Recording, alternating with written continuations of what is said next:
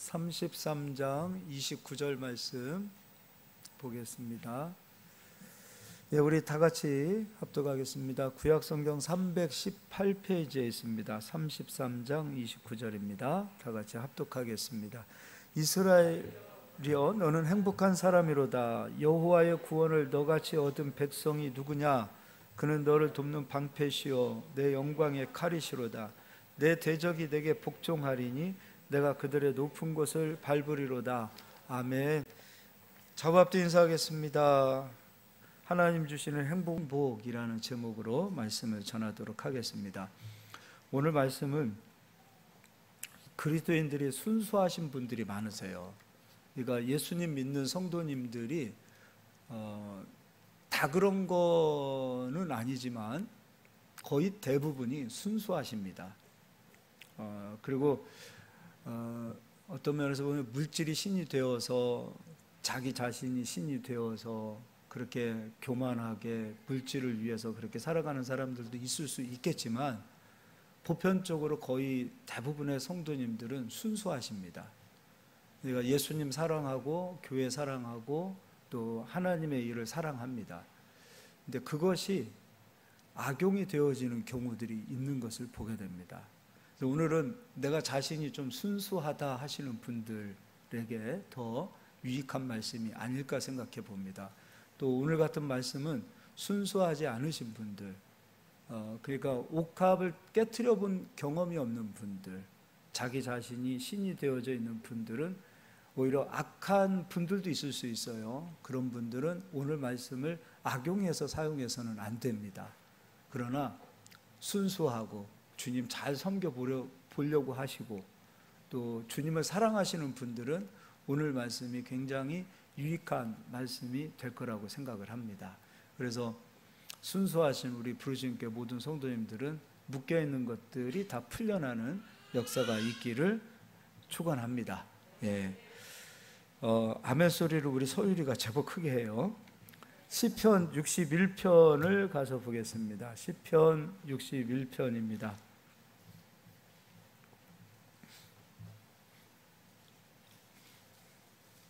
61편 5절입니다. 주 하나님이여, 주께서 나의 소원을 들으시고 주의 이름을 경외하는 자가 얻을 기업을 내게 주셨나이다. 하나님께서 주시는 소원이 있어요. 하나님께서 우리에게 소원을 주시는 거예요. 무엇을 하고자 하는 마음, 감동을 주시더라는 것이죠. 이건 중요한 거예요. 그런 마음을 갖는 것 중요하죠. 그리고 그 소원한 것들을 하나님이 주시는 그 소원한 것들을 지키는 것, 순종하는 것, 하나님 주신 그 감동대로 행하는 것, 이건 정말 중요하고 정말 중요한 그리스도인들의 덕목이라고 생각합니다. 그것은 복이지요. 소원을 지키려고 하는 것은 굉장한 복입니다. 이번에는 76편도 뒤로 넘겨서 보도록 하겠습니다. 76편입니다. 11절에 이런 말씀이 있어요. 너희는 여호와 너희 하나님께 서원하고 갚으라 라고 되어 있어요. 말씀에 분명히 서원하고 갚으라 라고 분명히 말씀에 기록이 되어져 있습니다. 사방에 있는 모든 사람도 마땅히 경외할 이에게 예물을 드릴지로다. 그러니까 하나님 말씀 안에 서원한 것은 무조건 갚으라 라고 이렇게 말씀이 되어져 있습니다. 서원한 것을 갚으라 라고 말씀이 기록되어져 있습니다. 이것을 기억해 주시고 앞으로 가서 사사기를 가서 보겠습니다. 사사기 11장입니다.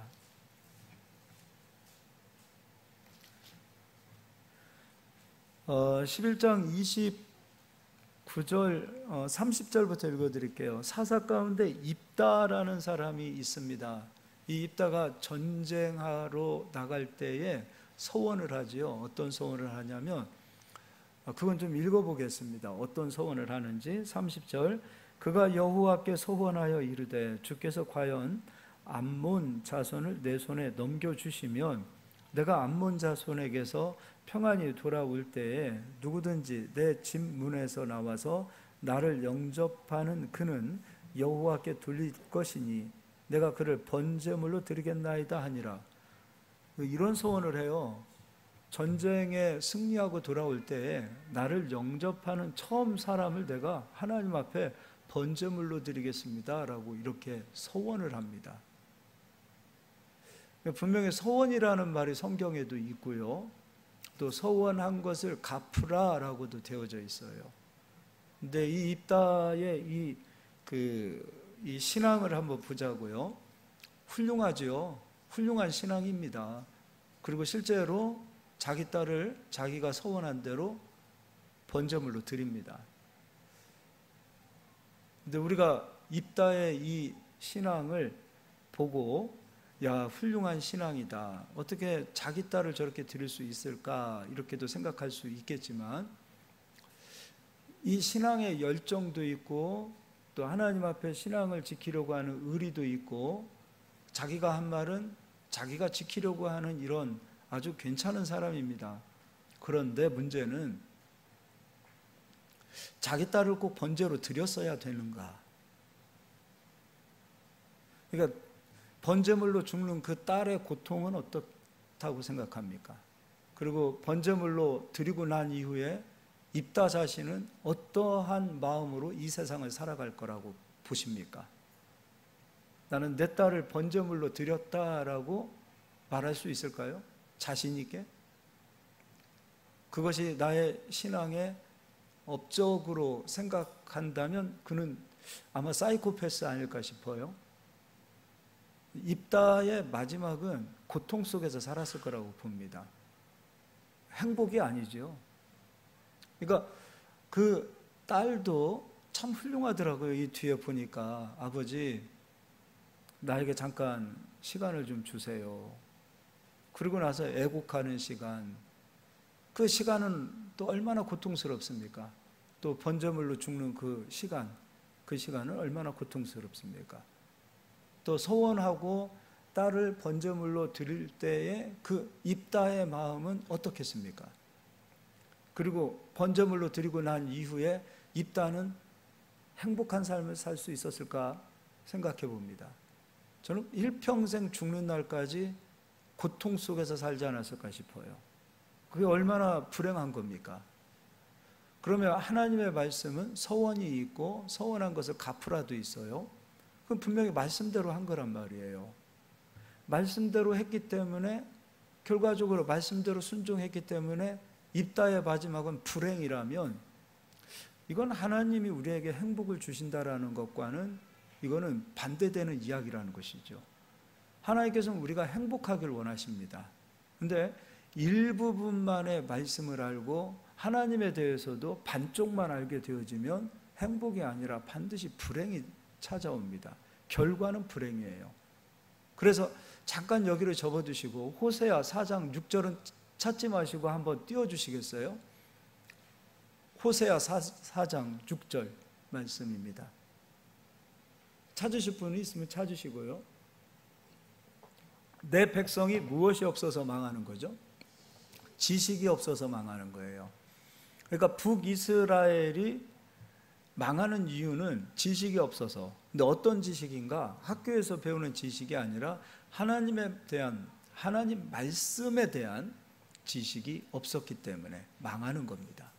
근데 이스라엘 백성이 신앙이 없었냐? 아니요, 신앙이 있었습니다. 믿음이 없었냐? 믿음이 있었습니다. 하나님을 사랑하는 마음이 없었는가? 사랑합니다. 그런데 문제는 지식이 없습니다. 반쪽짜리 지식. 이스라엘 백성은 뒤집지 않은 전병이로다. 하나는 알고 뒤는 모르는, 앞은 아는데 뒤는 모르는 거죠. 그 상태가 망하는 것이라는 거죠. 그러니까 서원에 대한 이 이야기를 한쪽은 알았는데 뒤쪽은 모르는 것이지요. 그러니까 결국은 입다가 불행해진 것은 말씀을 몰랐기 때문이에요. 말씀만 알았더라면 딸을 절대로 번제물로 드릴 수 없습니다. 이 묶인 것이죠. 자기 말로 지금 한 거예요. 서원하겠습니다라고 했어요. 묶인 거죠. 그러니까 자기 말에 묶여서 딸을 번제로 드렸고, 자기 말에 묶여서 결국은 일평생 불행하게 사는 거예요. 그런데 하나님의 말씀은 묶인 것에서 풀려나는 역사도 있습니다.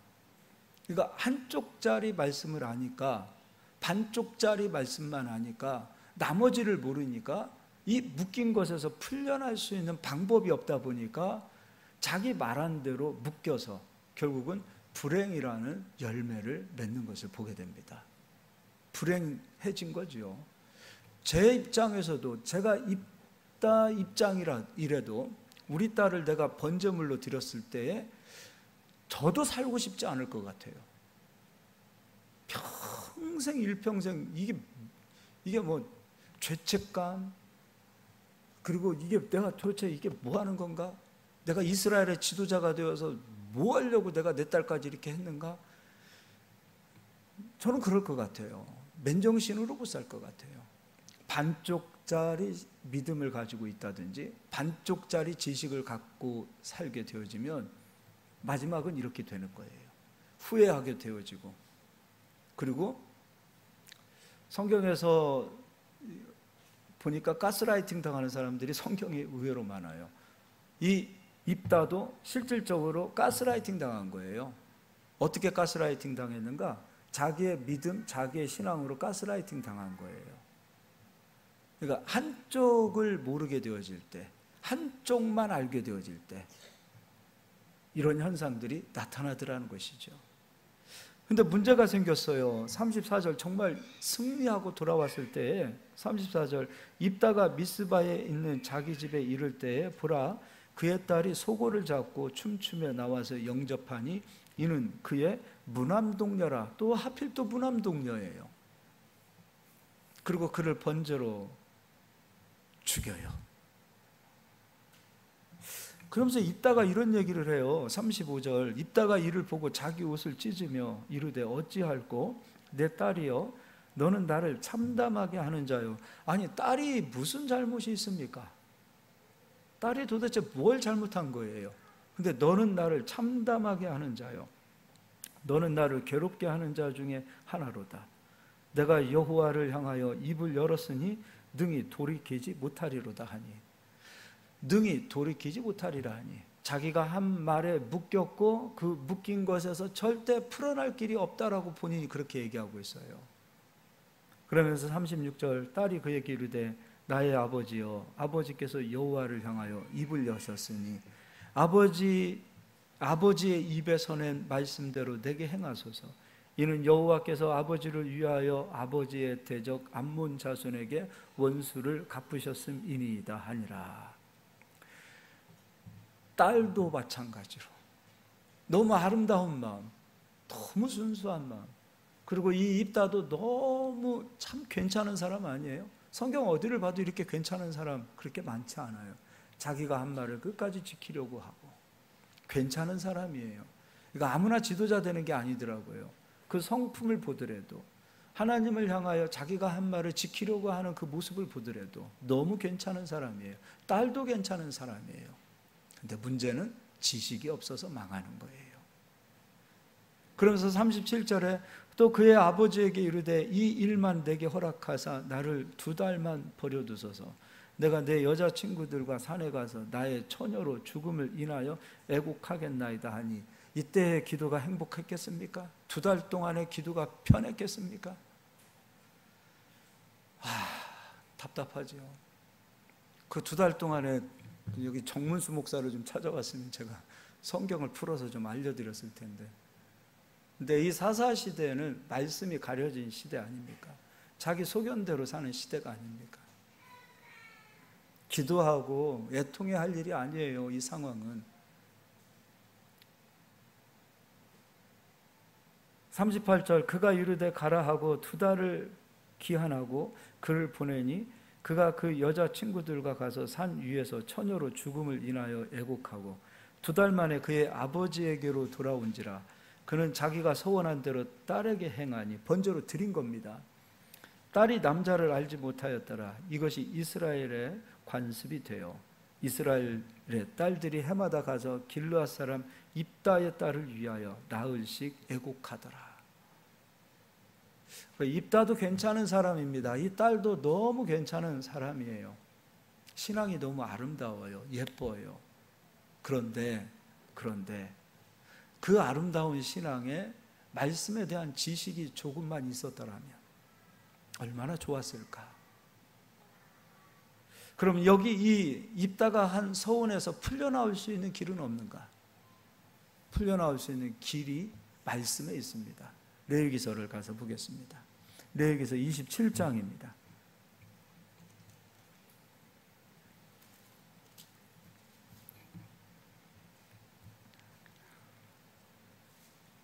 27장 2절입니다. 제가 읽어드리겠습니다. 이스라엘 자손에게 말하여 이르라. 만일 어떤 사람이 서원의 값을 여호와께 드리기로 분명히 서원하였으면 너는 그 값을 정할지니. 사람의 목숨을 서원했으면 그 목숨에 대한 값이 있다는 거예요. 그리고 3절, 내가 정한 값은 20살로부터 60살까지 남자면, 20살부터 60살까지의 남자면 성소의 세겔로 은 50세겔로 하고, 50세겔로 하고, 여자면 그 값을 30세겔로 하며,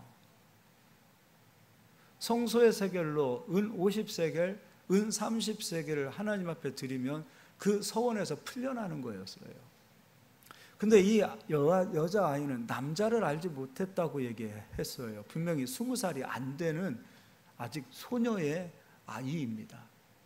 그럼 그 아이는 은 30세겔이 아니라 5절에 5살로부터 20살까지 남자는 그 값을 20세겔로 하고 여자면 10세겔로 하며, 은 10세겔이면 이 아이의 목숨을 살릴 수 있었습니다.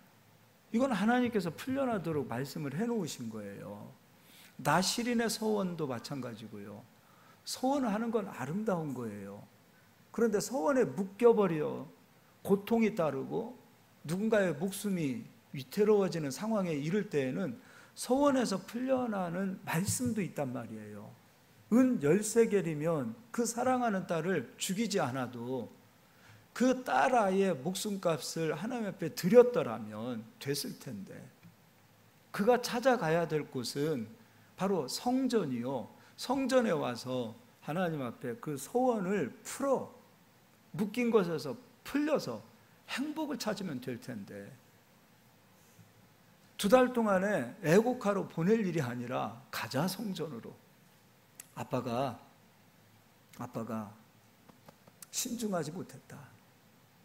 그러나 하나님께서는 아빠의 신중하지 못했던 것도 용서하시고 아빠 스스로 묶여있던 것도 하나님께서는 풀어주시는 하나님이시다. 우리 성전 가서 하나님 앞에 예배하자. 2달 동안에 애곡하러 보낼 일이 아니라 말씀을 알았더라면 그 딸을 이끌고 성전으로 데려왔더라면 이 딸은 풀리는 거 아닙니까? 풀려나는 역사가 나타나서 성전에 나갈 때 얼마나 행복하겠습니까? 그리고 하나님의 은혜를 맛본 사람은 그 은혜가 오기 때문에 감사하고 그 은혜가 오기 때문에 힘이 나는 거예요. 이거 지금 은혜를 못 받은 거 아닙니까? 번제로 자기 딸을 드렸다라는 것은 그냥 내가 망령되이 말하고 신중하지 못한 이 말하는 것을 내가 갚겠습니다 아닙니까? 어떻게 우리가 완전할 수 있겠습니까? 하나님 우리 아세요. 때로는 신중하지 못하고 올바른 결정을 하지 못할 때도 있고, 그리고 우리 스스로 우리가 죄값을 어떻게 우리가 치를 수 있습니까? 죄값을 치루어서 구원을 받는다면 우리가 죄값을 받아야 되지만, 우리가 죄값을 치룬다 하더라도 우리는 구원을 받을 수가 없어요. 본질상 죄인이기 때문에. 그래서 하나님께서 예수님을 보내주셔서 너 대신에 네가 받아야 될 죄값 때문에 예수가 죽고 내가 너를 살린 거 아니냐. 그 예수님을 믿는 자들은 그 예수님의 그 은혜에 일평생 감사가 나오는 거예요.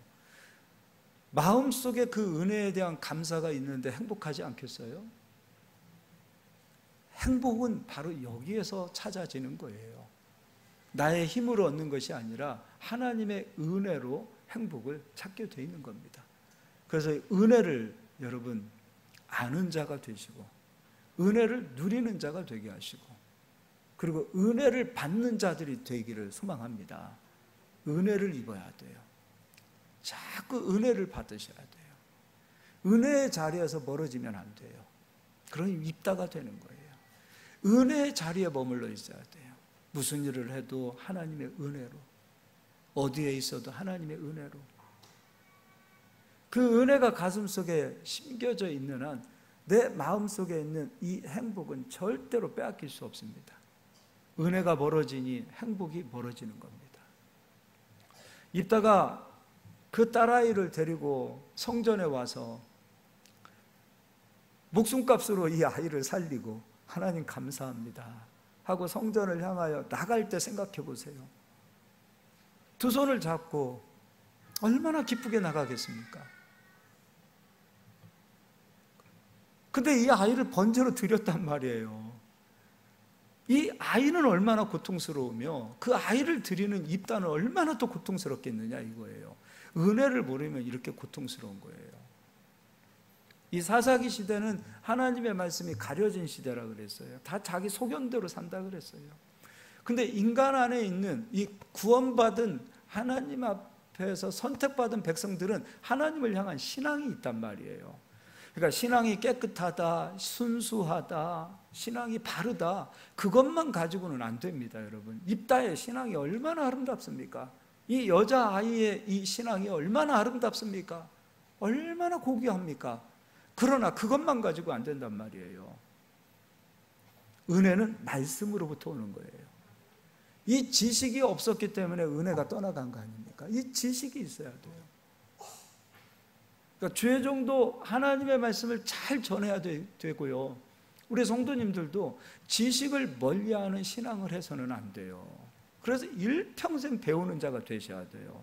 일평생. 세상의 전문가들도 자기 분야에서 일평생 배우더라고요. 우리는 부름받은 하나님의 백성으로 일평생 하나님의 말씀을 배워야 돼요. 배우지 못하면 한순간에 무너지는 거예요. 늘 말씀으로 깨어 있어야 돼요. 지식으로 깨어 있어야 된다 그 얘기예요. 지식으로. 얼마나 답답합니까? 은 13개이면 다 해결되어질 이 일을 말씀을 몰라서 묶인 곳에서 풀려나지 못한 그 입다를 보면 그냥 성경을 읽는데 화가 나는 부분이 저는 이 부분이에요. 막 속이 너무 상하는 거예요. 자, 이제 우리에게 실생활, 우리에게 이제 적용을 좀 해보도록 하겠습니다. 마태복음을 가서 보겠습니다. 23장입니다.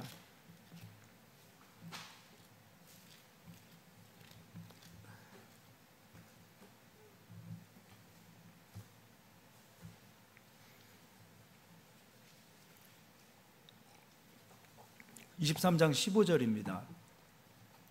화 있을진저 외식하는 서기관들과 바리새인들이여, 너희는 교인 한 사람을 얻기 위하여 바다와 육지를 두루 다니다가 생기면 너희보다 배나 더 지옥 자식이 되게 하는도다.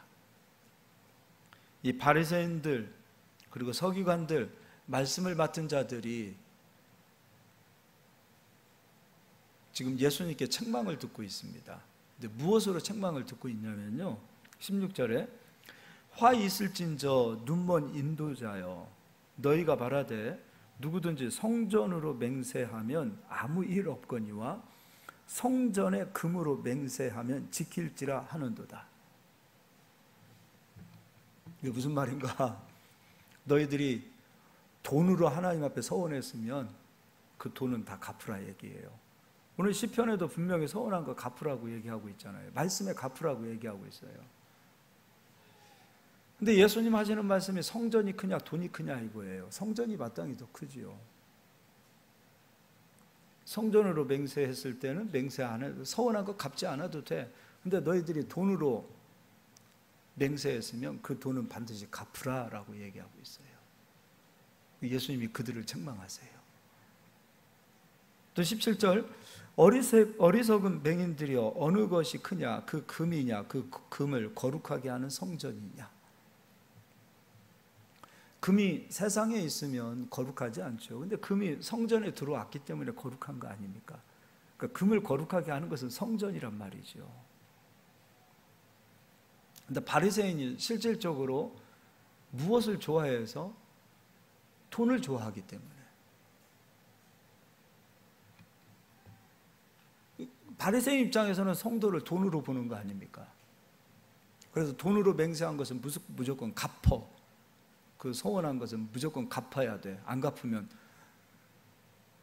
우리가 잘 하는 얘기 있잖아요. 저주받을 거야.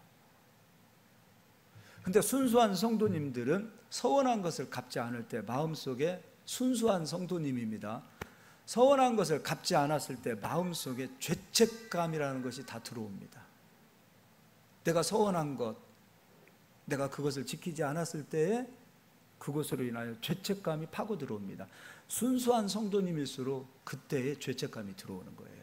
근데 그 죄책감을 이용하는 자들이 누구냐면 바리새인과 서기관들이었다는 거예요. 악한 사람은 여기에 가스라이팅 당하지 않아요. 악한 사람은. 근데 순수하고, 오늘 입다처럼 자기가 한 말은 자기가 지키려고 하는 그런 믿음을 가진 자들은 가스라이팅 당하기 딱 좋습니다. 그래서 종교가 가스라이팅 당하기가 딱 좋습니다. 종교가. 저희도, 우리 사모님하고 저희는 선교사에 대한 그 헌신이 있었습니다. 선교사로 나가고 싶은 마음이 있었어요. 제가 대학원 졸업하고 목사 안수 받으면 원래는 선교하려고 그랬었습니다. 그런데 선교사로 하나님이 쓰시지 않고 교회를 개척하게 하시고 여기까지 지금 오게 하셨죠. 저희도 그런 마음이 있어요. 선교에 좀 빚진 마음이 있어요. 그러나 죄책감은 없어요. 오히려 선교사로 나가지 못하고 목회를 하고 있기 때문에 여기서 선교하자, 여기서 선교하는 목회자가 되자 하고 더 하나님 앞에 그렇게 쓰임 받으려고 하고 있죠. 이런 경우 있어요. 우리 조카 같은 경우도 그때 한참 한국교회 뜨거울 때 이제 여기 목사님들이 선교사로 나갈 분들 다 손들고 자리에 일어나세요 해서 다 일어나게 하는 거예요. 그러니까 얘도 막 그 뜨거움, 그 분위기로 인해서 다 일어났단 말이에요. 그리고서 선교사로 나가겠습니다. 또 고백도 했어요. 목사님 따라 하십시오. 그러고서는 다 따라 했단 말이에요. 근데 이 아이도 마음속에 자기가 선교사로 헌신했었는데 선교하지 못한 것에 대한 죄책감이 속에 있더라고요. 그래서 제가 얘기했어요. 너 그러면 네가 선교사로 가지 못하면 너 보내는 자도 선교하는 거다. 여기서 너 선교하는 일로 헌신하면 되지 않겠느냐. 너 돈 벌어야 될 이유가 뭐냐. 너 선교사님들도 후원하고 교회도 너로 인해서 살리고 그렇게 선한 일 해. 교회 하는 일은 다 선교야. 어린이 성경학교도 선교야. 섬기는 일은 다 선교예요. 회에 나가는 것만 선교가 아니라 교회 일 자체가 선교예요. 식당 봉사하는 것도 선교고요. 다 선교예요. 여기서 기도하는 것도 선교예요. 선교사님들을 위해서 기도하는 것도 선교 아니겠어요? 그게 선교야. 꼭 선교사로 나가는 것만 선교사가 아니야. 네가 더 열심히 일하고 더 정말 충성스럽게 돈 벌어서 하나님 나라 영광을 위해서 열심히 쓰임 받으면 좋겠다. 근데 알겠어요. 풀리더라는 거죠. 이번에는 또 하나 더 얘기하겠습니다. 18절입니다. 너희가 또 이르되 누구든지 제단으로 맹세하면 아무 일 없거니와 그 위에 있는 예물로 맹세하면 지킬지라 하는도다. 또 예물로 하면, 돈으로 하면 무조건 지키라는 거예요. 맹인들이 어느 것이 크냐? 그 예물이냐? 그 예물을 거룩하게 하는 제단이냐? 저는 제가 보았을 때, 제가 성경을 보고 목회를 해오면서 제가 볼 때 정말 우리가 하지 말아야 될 것 가운데 하나가 무엇이냐면 정말 해서는 안 될 일이 무엇인가 가운데 하나가 뭐냐면 성전을 건축한다 했을 때에 교회 돈이 필요했을 때에 작정하게 하는 일은 저는 안 했으면 좋겠어요.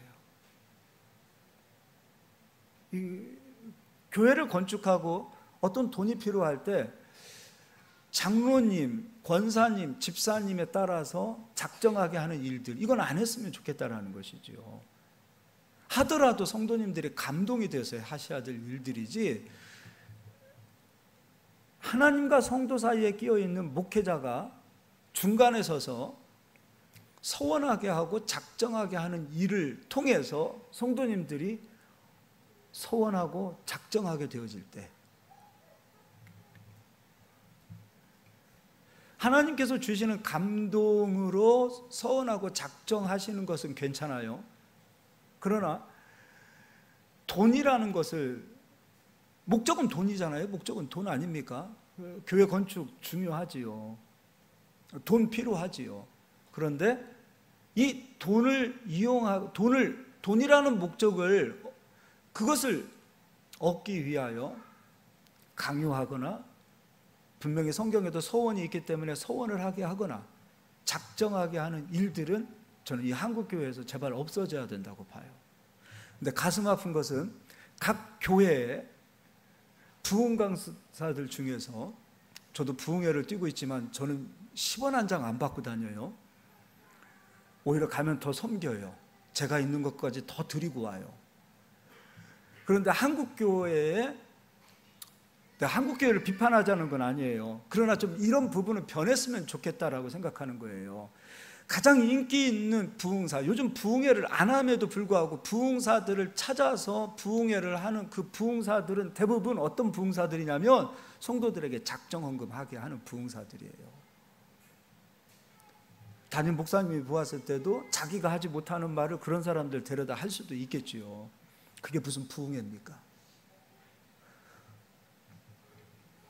얼마의 돈을, 목적을 가지고 그 돈을 얻기 위하여 부흥회를 한다. 이거 진짜 이게 잘못된 거 아닙니까? 한국교회가 부흥회가 그런 게 아니었잖아요. 성도들을 살리고, 부흥회 끝나면 막 행복해야 되고, 부흥회 끝나면 막 부흥이 일어나야 되는데 왜 이 부흥회를 왜 그렇게 더럽히는지 모르겠어요. 너무 아파요. 막 속이 터져요.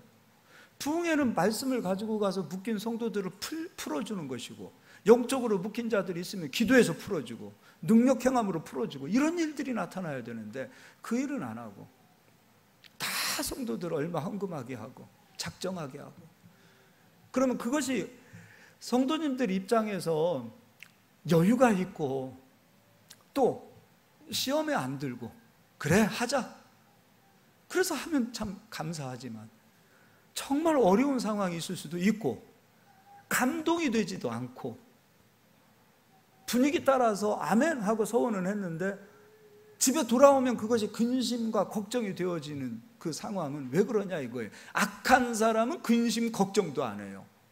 앞에서 서원하고 뒤돌아서서 뻔뻔하게 잊어버려요, 악한 사람은. 그러나 착한 성도님은 뒤돌아서서 근심하고 걱정해요. 아, 내가 뭐하러 서운해가지고. 그럼 어떤 현상이 나타나는 거예요? 교회 세우자고 건축하자고 성도들이 묶여버리는 거 아닙니까? 교회를 세우는 것이 얼마나 아름답고 건축하는 일이 얼마나 아름다운 일입니까?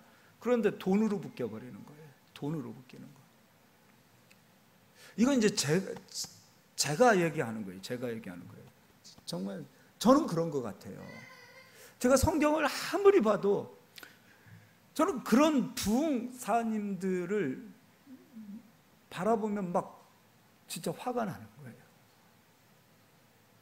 그리고 그런 부흥사를 데려다가 그 부흥회를 하는 그 교회 목사님들을 보면 화가 나요.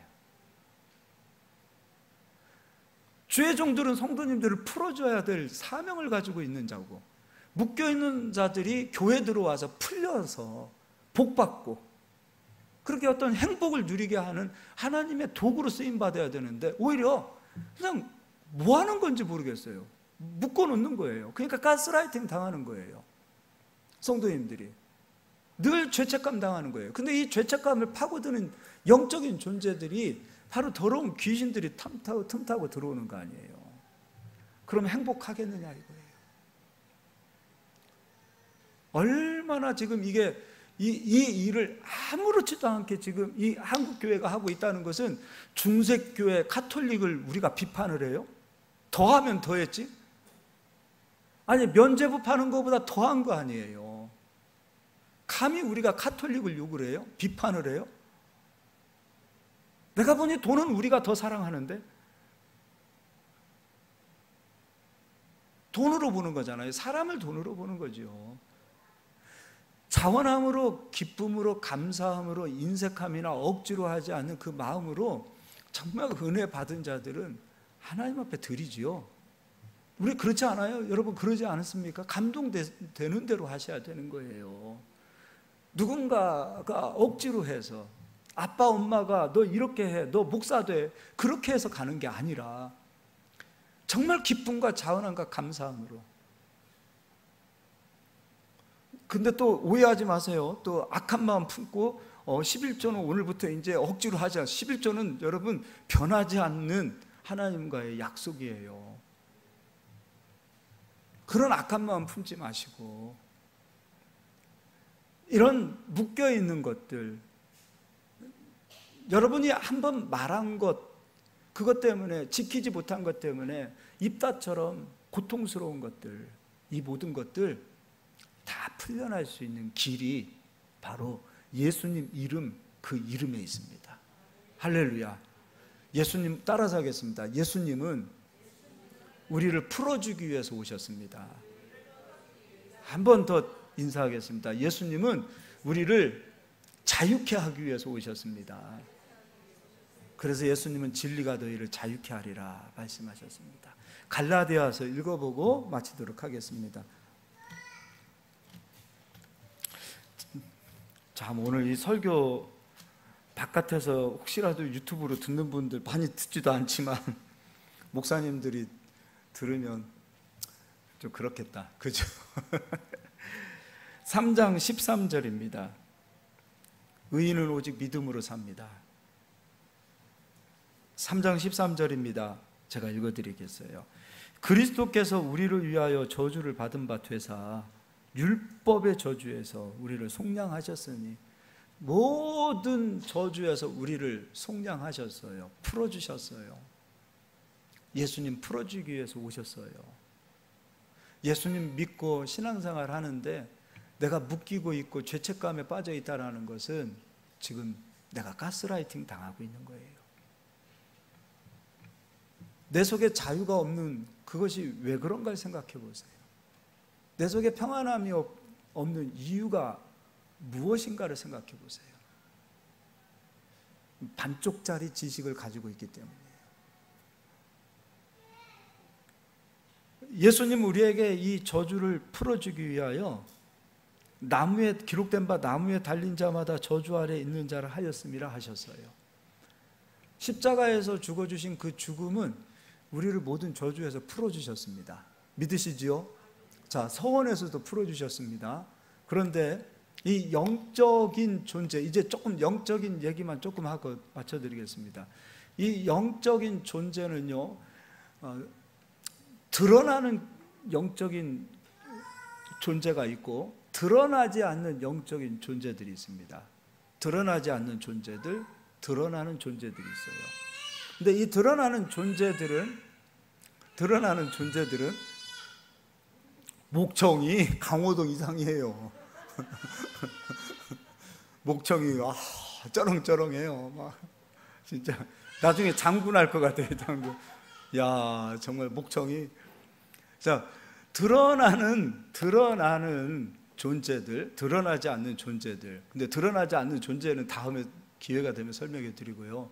드러나는 존재는 항상 와서 묶어요. 뭘 묶냐면 물질을 묶어요. 그리고 가정에 부부가 서로 사랑하지 못하도록 또 묶어놔요. 그래서 이 영적인 이 악한 존재들은, 이 드러나는 이 영적인 존재들은 부부간에도 사랑으로 서로 사랑하지 못하도록 만들고, 시기하고 질투하고, 그리고 이 세상적 이 사랑의 관점으로 가기 때문에 이 부부간에도 그리스도의 사랑으로 온전히 하나가 되지 못하는 일들을 보이지 않는 영적인 이 존재들이 해요. 귀신들이 그 일을 해요. 이 더러운 귀신들이 와서 육체의 질병을 일으키지요. 그리고 이 더러운 귀신들이 와서 돈을 묵습니다. 장사가 안 되는 것 가만히 생각해 보세요. 조금만 이 성경을 알고 보면 영적인 것이라는 것을 우리가 알 수가 있어요. 사업이 안 되는 것도 영적인 거예요. 안 될 일이 없는데? 이거 영적인 거예요. 이거 영적인 것으로 풀고 가야 될 문제들이 대부분이에요. 그러니까 우리는 이거를 보면은 현상을 보려고 그래요. 자꾸. 요즘은 날씨가 그래서. 요즘은 뭐 경기가 그래서. 근데 우리가 이건 속는 거예요. 다른 말로 이 환경을 통해서 또 우리가 가스라이팅 당하는 거예요. 근데 이러한 상황 속에서 예수의 이름은 불가능을 풀어내는 이름 아니냐 믿으십니까? 예수의 이름은 이 더운 날씨 속에서도 역사하시는 하나님 아니시냐? 예수의 이름이 구원자 아니십니까? 예수님 우리에게 자유를 주시는 거 아닙니까? 왜 사업이 안 되냐? 세상 모든 환경은 사업이 안 되는 구조라 할지라도 예수의 이름은 이 모든 구조 속에서도 묶인 것을 풀어내고 역사하시는 구원자 아니냐 믿으시지요? 저주를 풀어내셨잖아요. 그래서 예수님은 묶인 자를 풀어주시고 영적으로 묶여있는 자들을 풀어내시는 겁니다. 그러니까 예수의 이름이 풀어내는 거예요. 그래서 예수의 이름을 부를 때 내 주변에 있는 악한 영들은 떠나간다. 이 믿음이 반드시 있어야 됩니다. 이 믿음이. 그러니까 믿음으로 깨어 있어야 돼요. 주의 일을 할 때도 영적인 이 사탄이라는 존재들이 같이 뛰기 시작합니다. 같이 뛰어요. 근데 그때도요, 흔들릴 필요가 없어요. 어쨌든 예수의 이름은 승리를 준다라는 믿음을 가지고 주변의 환경에 의하여 우리가 자꾸 마음이 녹아지고 흔들릴 때도 그냥 마음 굳건하게 믿고 따라가면 되는 거예요. 예수의 이름은 그렇게 일을 만드시고 성취하시고 이루어내십니다. 그래서 예수의 이름을 부를 때 안 된다라고 말했던 그 가스라이팅 당했던 그 모든 내 생각들을 버리시고 예수의 이름은 된다. 예수의 이름은 된다. 그래서 하루 일을 시작할 때, 장사를 할 때도 예수의 이름을 부르시고 시작하시기를 바랍니다. 마치실 때도 예수님 감사합니다 라고 마치실 수 있기를 바랍니다. 예수의 이름이 있는 그곳에는 자유가 있고 예수의 이름이 있는 그곳에는 능력이 있고 흑암과 어둠과 이 더러운 악한 영들까지도 예수님은 다 결박하고 다 쫓아내시는 역사가 있다는 사실을 믿으시고 예수의 이름으로 자유하시기를 예수의 이름으로 축원합니다. 오늘 찬송가의 가사처럼 예수의 이름으로 다 풀려나기를 축복합니다. 우리 옆 사람 인사하겠습니다. 자유합시다. 예.